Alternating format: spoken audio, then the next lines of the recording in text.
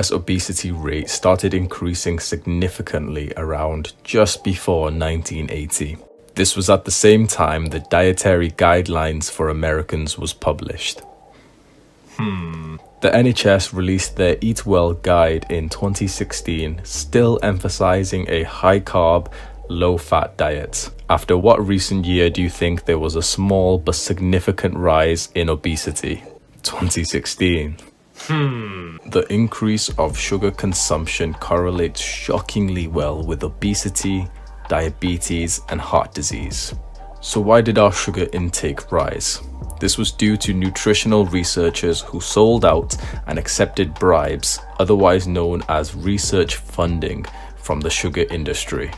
Dr. Mark Hegstead and Frederick Stair took bribes from the Sugar Research Foundation. The researchers were paid the equivalent of $6,500, which is roughly $50,000 of today's money, to counter previous research linking sugar and heart disease. Their findings were published in the New England Journal of Medicine, and then the war on fat started. Dr. Mark Hegstead was called a hero of nutritionists by a spokesperson of Nestle. Frederick Stair amounted almost $30 million in his career as grants from the sugar industry. He even said Coca-Cola was a healthy between meals snack. Who do you think paid him to say that? When this information was released to the public in 2016, the Sugar Research Foundation, now called Sugar Association, replied with their annoyance of clickbait and that the issue was non-existent. That is, if you class 180,000 people dying every year to sugar-related causes as a non-existent issue.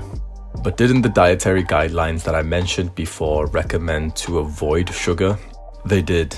That's where it starts getting a little more confusing. Although these guidelines suggest to limit sugar, they heavily promoted carbs and even went so far to say that fats were quite unnecessary. In my opinion, it's extremely difficult, if not impossible, to avoid sugar and spiking your insulin when on a high-carb diet. It's interesting that the guidelines we see literally have it all backwards.